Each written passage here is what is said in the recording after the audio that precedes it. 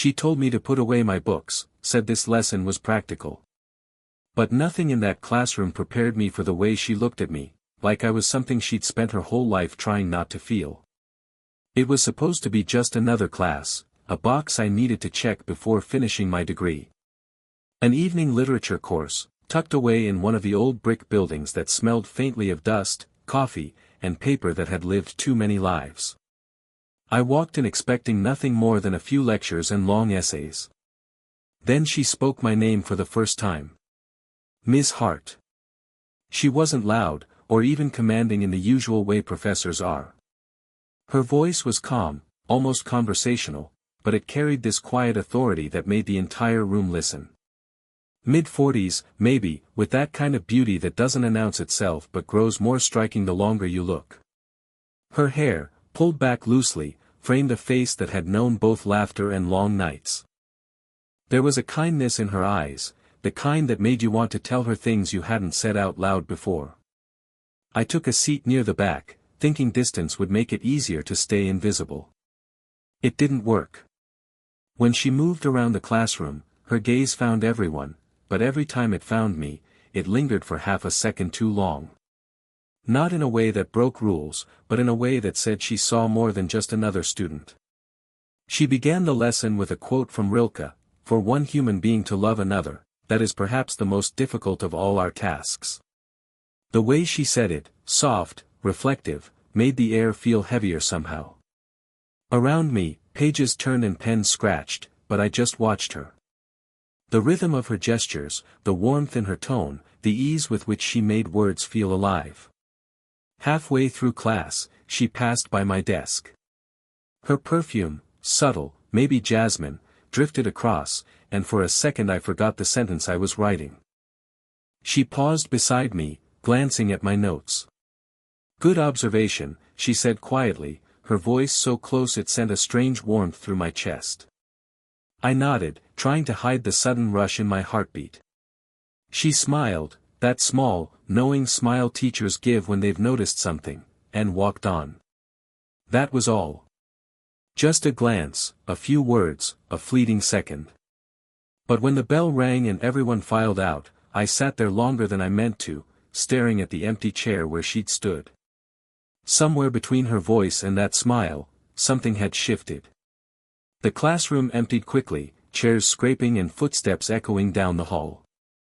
I should have followed them, but something in me didn't want to leave just yet. Maybe it was curiosity. Maybe it was the way her voice still lingered in the air, soft and unfinished, like a song that refused to end.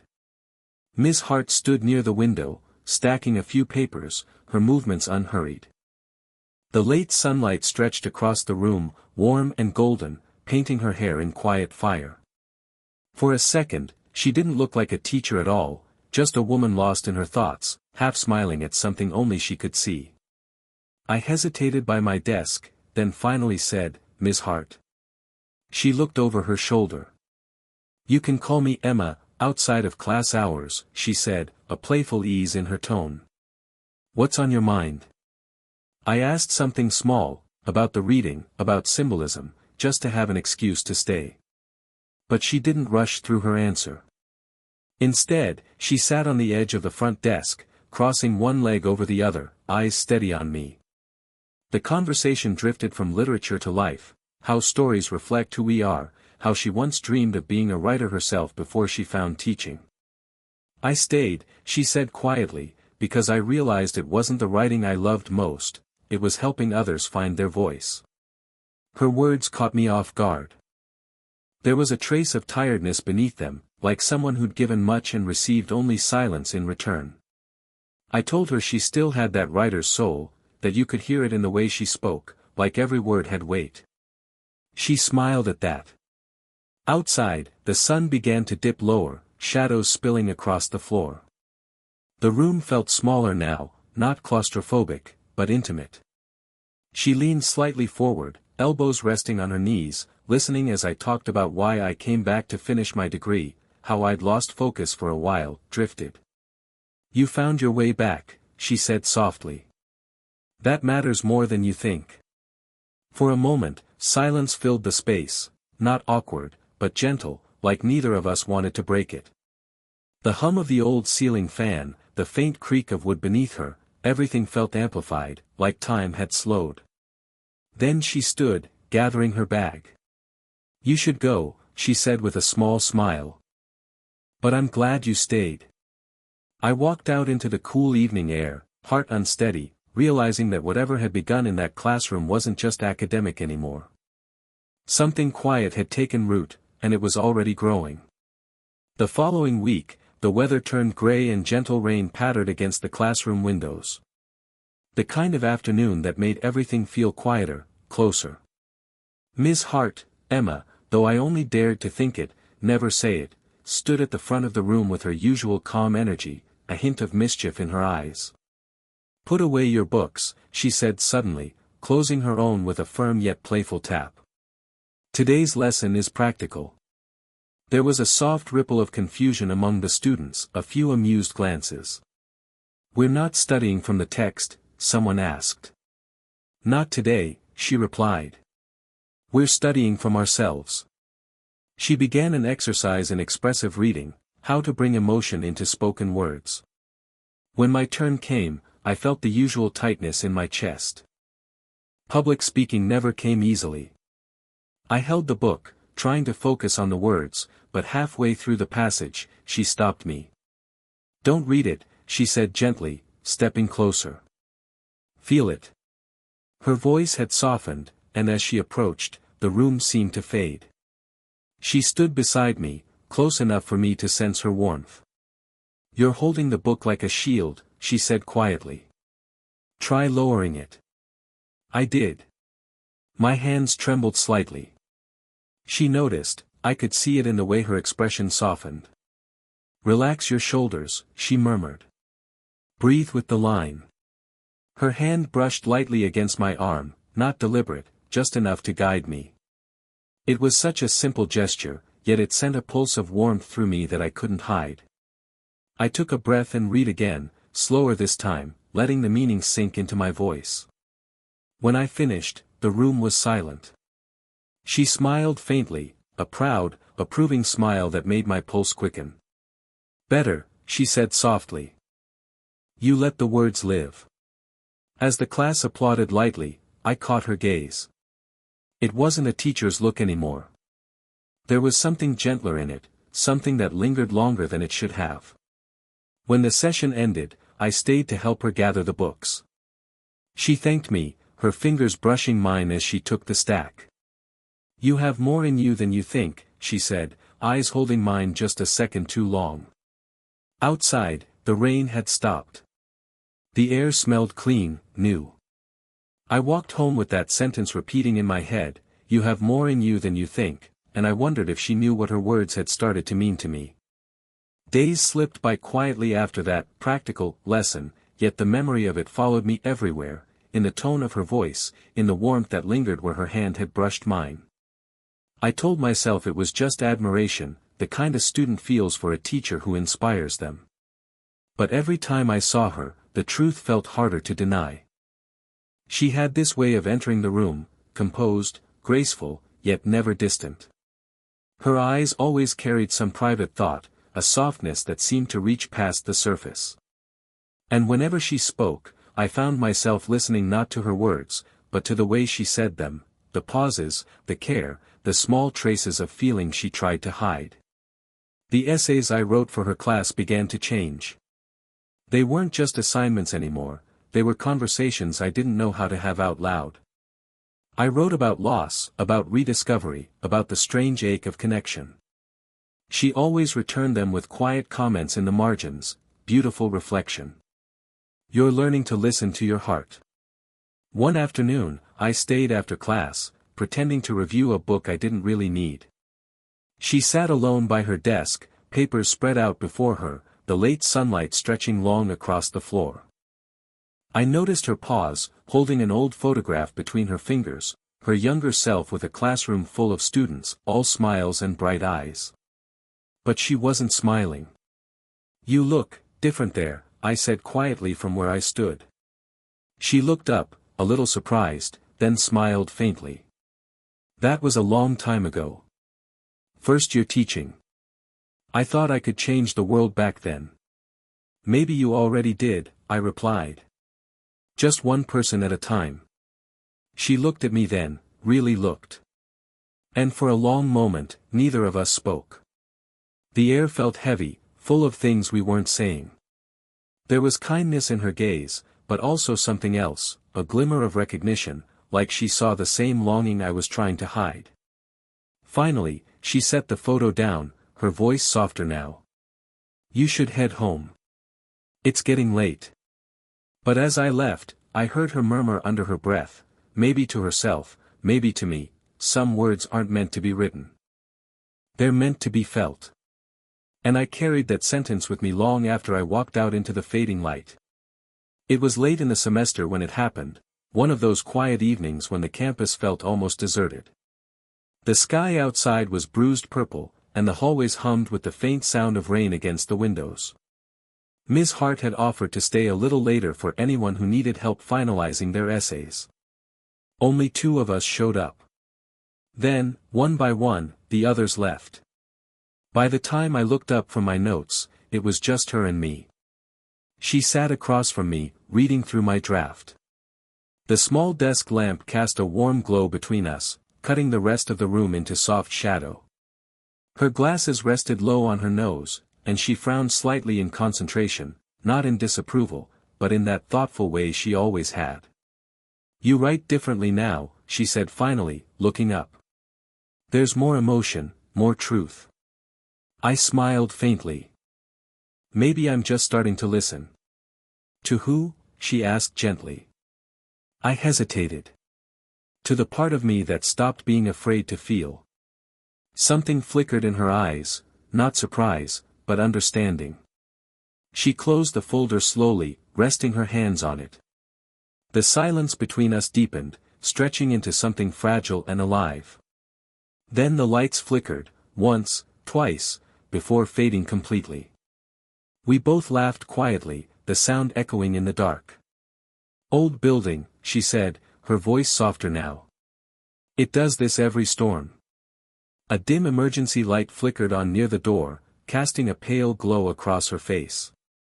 In that half-light, she looked younger somehow, not in years, but in spirit. She exhaled slowly, tucking a loose strand of hair behind her ear. Do you ever think about timing? I asked. She tilted her head. What do you mean? About how some people meet at the wrong time, but it still feels right anyway. Her eyes lingered on me, searching. For a long moment, she said nothing. Then she whispered, some feelings don't ask for permission. But they still demand to be kept quiet. The words settled between us like a confession neither of us dared to finish. She reached for my notebook, her fingers brushing mine, just a touch, but it felt like everything we hadn't said had been spoken right there. The lights came back on suddenly, too bright, too ordinary. She blinked, straightening the papers as though nothing had happened. We should probably call it a night, she said, her voice steady again. But as I walked to the door, she called after me softly. You were right about timing, she said. Sometimes, wrong can still feel right. And that was the moment I knew we'd both crossed a line, not in words, not in touch, but in heart. The end of the semester came faster than I wanted it to. 1 week bled into the next until suddenly there were only final papers, empty coffee cups, and the faint ache of knowing something was ending. I tried to tell myself it was just a class, just another course completed. But deep down, I already knew it wasn't. Ms. Hart seemed quieter in those final days. Still kind, still composed, but different, as if she was already preparing herself to let go. During lectures, her eyes would sometimes drift toward the window, her words softer, her smiles smaller. On the last day, she stood at the front of the room, thanking everyone for their work, her voice steady though her fingers fidgeted slightly with the edge of a notebook. You've all grown, she said. Not just as students, but as people who understand that stories only matter when we feel them. Her gaze swept across the class, but when it reached me, it paused, just for a heartbeat. Then she looked away. When everyone began to pack up, I stayed behind, pretending to sort papers. She noticed, of course. She always did. "You don't have to help today," she said with a gentle smile. "I know," I replied. "But I wanted to." She exhaled softly, sitting on the corner of her desk. "You've become quite the writer," she said. "Your final essay, it was beautiful. Honest." "I just wrote what I felt," I said quietly. "That's why it mattered," she answered. For a moment, neither of us moved. The clock ticked softly in the background, filling the silence that neither of us dared to break. I could feel the weight of all the words we hadn't said pressing between us. Finally, she stood, closing the last folder. "Some lessons," she said, her voice trembling slightly, "aren't meant to last forever." I wanted to say something, anything, but all I managed was a quiet, "Thank you, for everything." She stepped closer then, close enough that I could see the faint shimmer in her eyes. Her hand lifted halfway, as if she wanted to reach for me, but instead she let it fall. "Take what you've learned," she whispered, "and make something beautiful with it." Then she smiled, small, brave, heartbreaking. "Goodbye," she said, though it sounded more like a promise than an ending. When I walked out of that classroom for the last time, her voice followed me, soft, steady, unforgettable. And even though I didn't turn back, I knew she was still standing there, trying not to. A few weeks passed after the semester ended. Winter had started to settle in, soft gray mornings, breath hanging in the air, and that quiet kind of loneliness that follows endings you weren't ready for. I hadn't seen Ms. Hart since that last day. The classroom lights were off now, the door locked, the hallway silent. Still, I found myself walking past it sometimes, like a habit I couldn't unlearn. One evening, as I was sorting through the mail at my small apartment, I noticed a cream-colored envelope with my name written in elegant, looping handwriting. My heart stuttered when I saw the signature on the corner, E. Hart. Inside was a letter, a formal recommendation for the writing fellowship I'd applied for, neatly typed and signed. But tucked behind it was a smaller note, written in her hand. "I read your final essay again. You wrote about how some connections don't need to last to be real, how they change us by simply existing. You were right. I hope you never stop writing the way you feel. It's the most honest thing you have. Emma." I read it 3 times before I could breathe again. Her words felt like sunlight breaking through cold air, tender, distant, but warm enough to hold on to. That weekend, I went back to campus. The building was empty, echoing with that hollow sound of winter silence. I walked into our old classroom, the same smell of chalk dust and faint perfume still lingered. The desks were stacked, the board wiped clean. But somehow, it still felt alive with her presence. I sat in my old seat by the window, letting the late afternoon light spill across the floor. I imagined her standing there again, explaining some passage, smiling that quiet smile that always made me forget where I was. And in that stillness, I realized she had kept her promise, she'd taught me something I hadn't known I needed. That love, in its purest form, doesn't always need to become something. Sometimes it's meant to awaken something instead. I folded her letter carefully and placed it inside my notebook. When I left the classroom, I didn't feel the ache I expected. Just gratitude, for her lessons, her silence, her courage, and the way she made me see the world differently. Outside, the evening sky was gold fading into blue. The kind of light she loved. And as I walked away, I whispered softly to myself, lesson learned.